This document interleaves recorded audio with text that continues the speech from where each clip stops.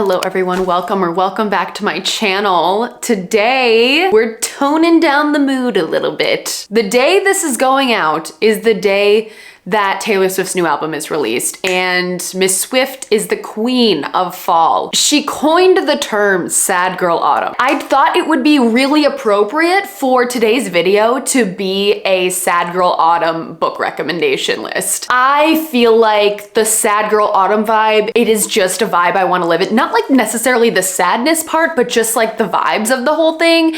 The black and white, I mean, yeah, I love fall. It is my favorite season, and I just want to talk about these books today because I feel like this is a genre that I live for. I love a literary fiction with sad, complicated characters and who are just going through stuff, you know? So before we get into the recommendations, if you are new here, if you have watched a few of my videos, I would absolutely love it if you would subscribe to my channel or give this video a thumbs up if you are a Swiftie like me. I would love that. So I decided to separate this recommendations video into kind of 3 different portions. We're gonna do first more of like the contemporary sad girl literary fiction, then the historical literary fiction, like sad girl vibe, and then true trauma. Whatever you are on the spectrum, I feel like there's pretty much a book that you will find in this recommendations list that might be up your alley. This list of recommendations is going to be partially ones that I have read and some of them that I haven't read. There's only a few on here that I haven't read, but I feel like the vibes that I get from these books are just the vibe of this video. So I did want to include them on here just in case people are interested in them. So the first book that I have to recommend you is actually one that I haven't read yet, but I feel like this book is the perfect sad girl autumn vibe, and that is My Year of Rest and Relaxation by Ottessa Moshfegh. So this book is set in the year 2000. It surrounds a young girl who has graduated from Columbia. She lives in the Upper East Side of Manhattan. She truly has the perfect life from the outside, but she feels like she is missing something on the inside. And I'm not sure if she totally like actually spends a year in bed and rest and relaxation, but I think she does, and I think this is kind of like chronicling that time. Sometimes I just feel like that, and I know that's not healthy. I feel like there are a lot of people who, you know, may seem like they have it all put together on the outside, but secretly that there is like a hole that they are waiting to be filled on the inside, and this book seems like this totally explores that kind of situation. I just feel like this is peak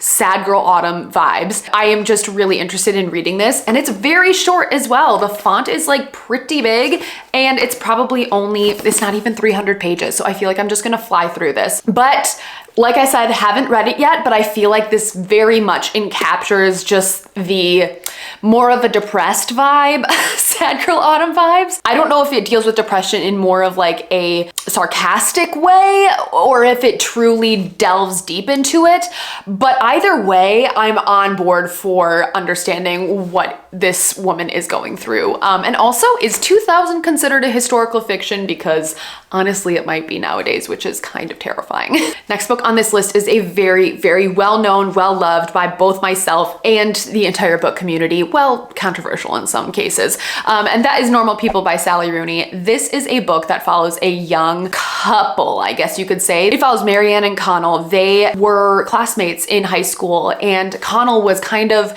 not the superstar, like most popular kid in school, but he was like in that in crowd of the most popular people, and Marianne was much an outsider. And they begin to form a relationship in high school together, and it's kind of secretive, being that they are in such different social classes. But you follow them from their time in high school to, you know, them going to college. They end up going to the same college, and kind of their relationship that entails from there. But the biggest trope in this book is miscommunication. Marianne and Connell both try and play it cool, like all the time. They just act like, oh, I'm fine, nothing's wrong, I don't need validation, I don't need you to tell me how you feel. Like, it's just everything's cool, whatever you want to do is cool, it's fine, it's fine, it's fine. But secretly, deep down, they really need the reassurance from each other that everything is okay. And you kind of see that miscommunication leading to a lot of problems down the road for them. There's really not a major plot to this book, but if you've ever watched the TV show like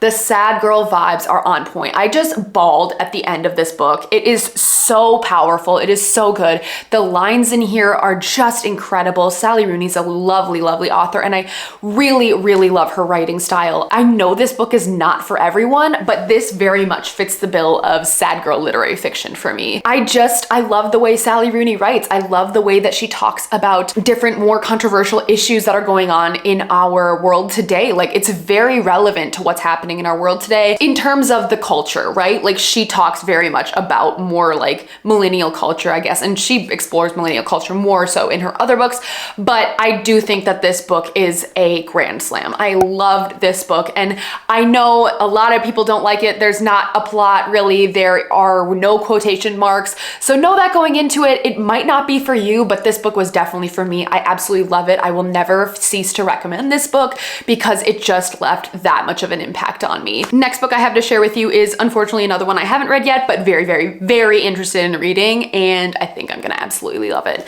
And that is Writers and Lovers by Lily King. I guess it is technically a historical literary fiction, I guess. It's set in the 1970s.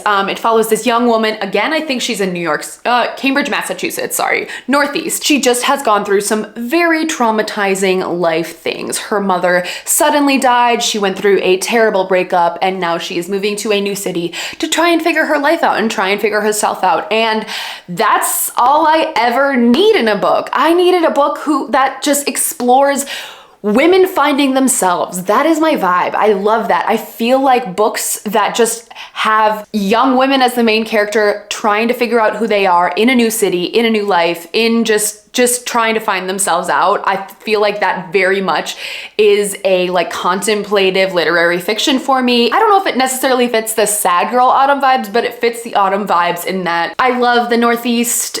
Don't know if this is necessarily set in fall, but just the Northeast, contemplative writing, and personal reflection. I feel like all of this book will give me all of those things. I was kindly gifted this book by one of my friends on Instagram, Liv from Live for Reading. She is such a sweetheart. I will link her down below if you're interested in checking out her Instagram page, but I cannot wait to read this. Also, Lily King wrote Euphoria. If she can write something as intense as Euphoria is, I bet this is gonna be a winner. If you can see a theme here, I truly love books that it's young women trying to figure themselves out and going through a mental health problem. Like, does that say something about me? Yeah, but I'm fine with it.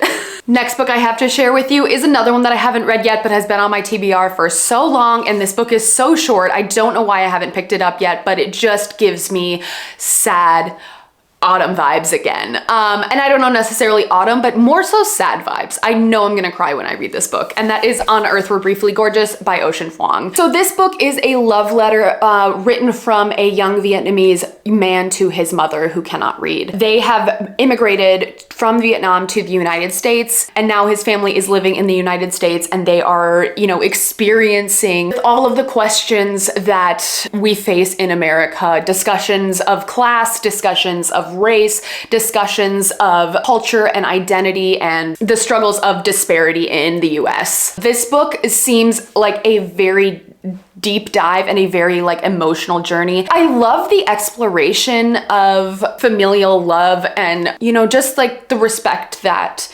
children can have for their parents, like understanding that your parents are humans. I feel like I went through that realization when I was really young, and I just think that this book is going to be so beautiful. I cannot wait to read it. I feel like it deals with a lot of heavy topics, but I also think I'm gonna really contemplate and sit over this book. I think it's gonna really leave a mark on me. I feel like this book definitely has sad autumn vibes. I don't know about girl vibes, but like just sad, genuine, this is a book that everyone should read vibes. I truly cannot wait to read this. Don't know why I haven't read it yet, probably because I'm not emotionally ready for it, but I definitely think that this book fits the bill for a sad book.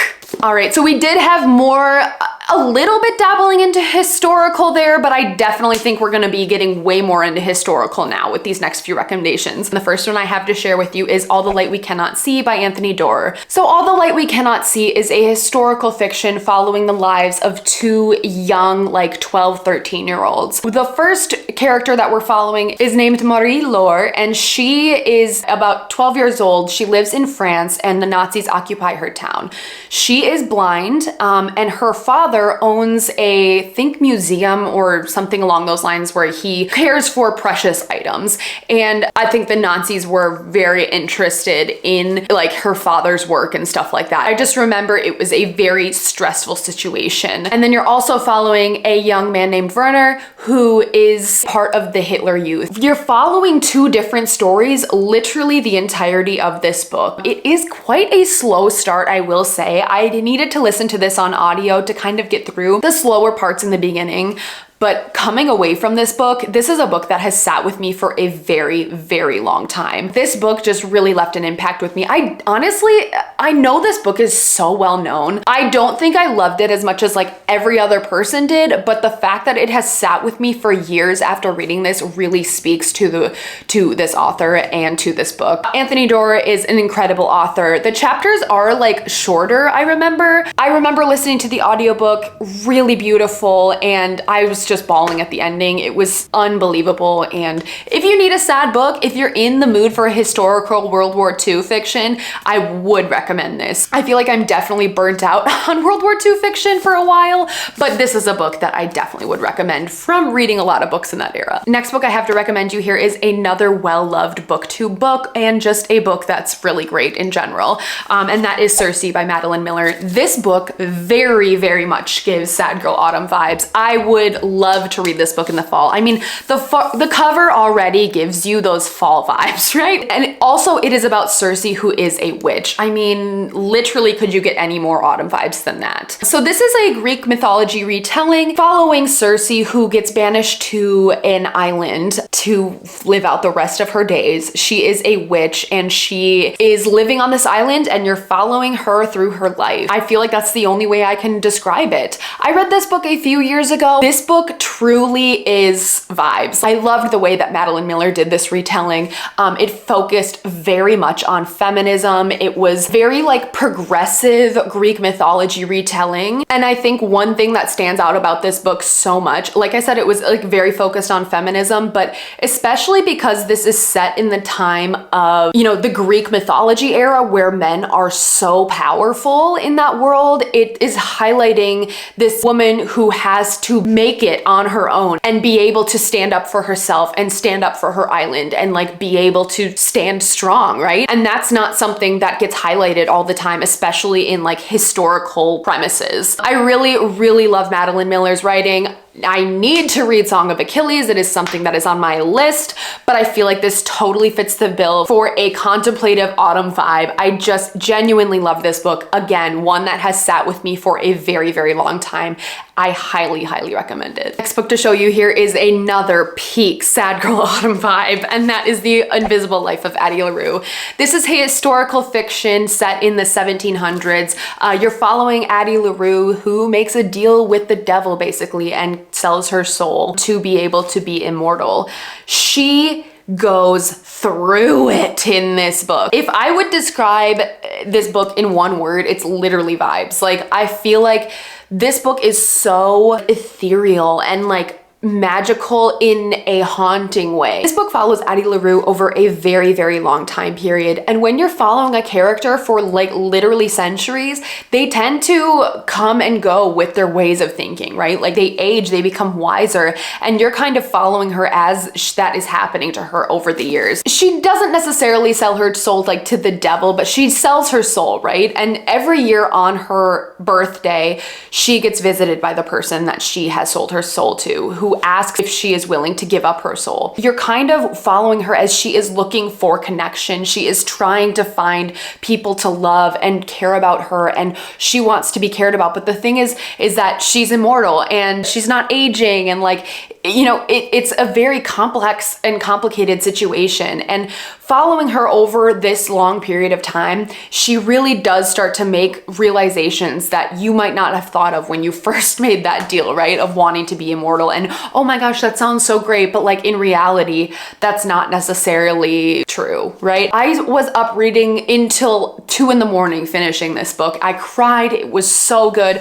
I will never forget the feeling of when I finished it. It was just like, oh, I just had like a weight sitting on my chest. It is peak sad girl autumn vibes. I feel like this book truly is one of the defining books of this video. I would highly recommend this if you are in like a sad girl autumn vibe, but in more of like a fantasy mood, you know? If you are a fantasy reader who loves literary fiction, literally, please, please, please read this book. It is amazing. The writing's incredible. Victoria Schwab really has a way with words. It is just beautiful writing and could not recommend it anymore. I need to reread this book. Next book I have to recommend you here is another book that I unfortunately haven't read yet, but I absolutely need to get to. I feel like this is peak sad autumn vibes, but like in a gothic way, and that is Rebecca by Daphne du Maurier.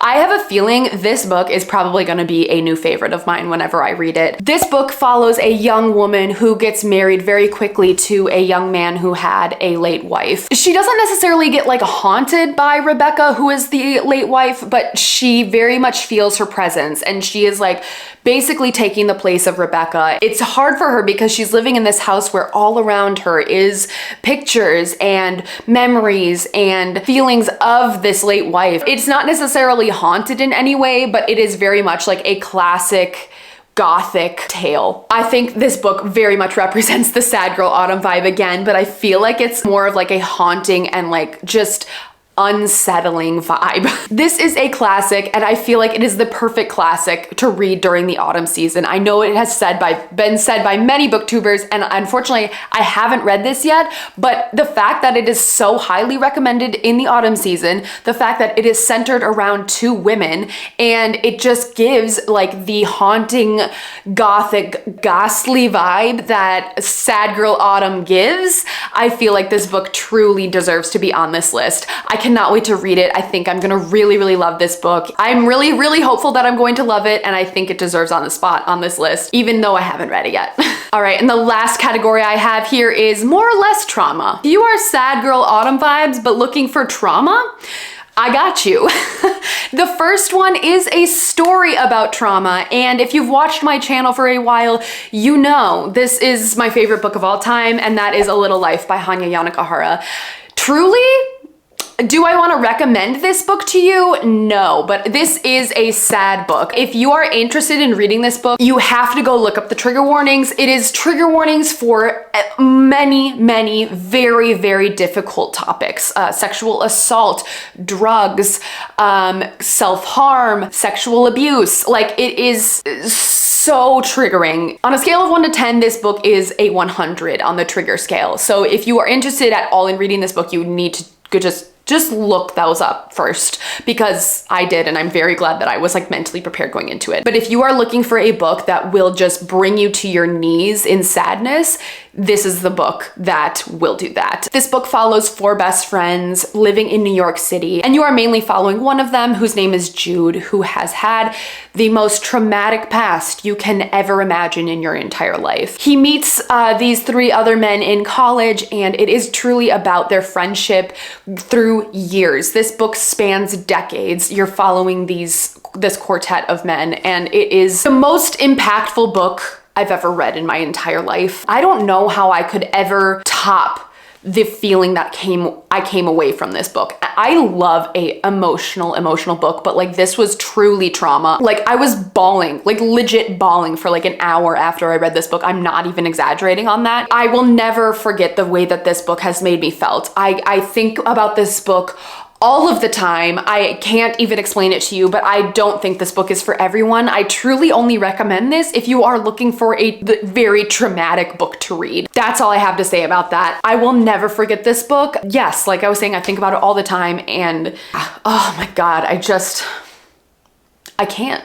I literally can't with this book. And the last book I have to recommend you here in the trauma category is a book that legitimately discusses trauma. It is a nonfiction. I have not read this. Actually, no, I haven't not read this book yet. I just haven't finished the book yet. And that is The Body Keeps the Score by Bessel van der Kolk. This is a nonfiction, more exploration about trauma and how humans process trauma and deal with trauma and how to better deal with trauma as well. I have read maybe about 100 pages of this, and it was so good when I was reading it, but I feel like I need to be in a very much mental headspace to actually continue with this book. This book is an entire discussion and deep dive, like medically, into trauma and how trauma affects us as humans. It pulls from experiences and research done on veterans with PTSD, on people with substance abuse disorders, on people who have had serious abuse in their past, and it really discusses a lot of the research around trauma and trying to understand how we can better treat people who have been traumatized and how to better process our trauma. I really thought this book gave some incredible insight. I definitely think I will be picking this book up later. I have heard literally nothing but great things about it. I think this book has been very well done. There's pictures, there is research, like there's literally article citations and stuff in here, so it's all backed by legitimate science, and I think that this is a really great book if you are looking to explore more of your own personal trauma and understanding how to combat that and deal with that and come to terms with it. I want to give this book another try, but I did want to include it on this list because it is legitimately dealing with trauma. It is sad. It is understanding these emotions and these experiences that we go through. So I would recommend it. Even though I haven't finished it, I literally would 100% recommend it. I just physically couldn't continue because it's difficult to think about that stuff, you know? So those are all of my recommendations for sad girl autumn vibes. If you have any recommendations that you think I didn't include on this list, or any that you have read that you would love to recommend, please leave them in the comments below. I would absolutely love to get those recommendations from you, because I feel like this is the type of book that I love. I love a literary fiction. I love a contemplative novel. I love exploring the ideas of mental health and understanding ourselves as humans and understanding our world. I think that all of these, it's so thought-provoking to me, and it's just like my favorite genre of book. So please leave your recommendations down below if you have any. I really hope you enjoyed this video. Please give it a thumbs up if you did, and I will see you guys in my next one. Bye. Also, I hope everyone loves the Taylor Swift album. I cannot wait to listen to it, and I'm so excited. Enjoy the Taylor Swift season.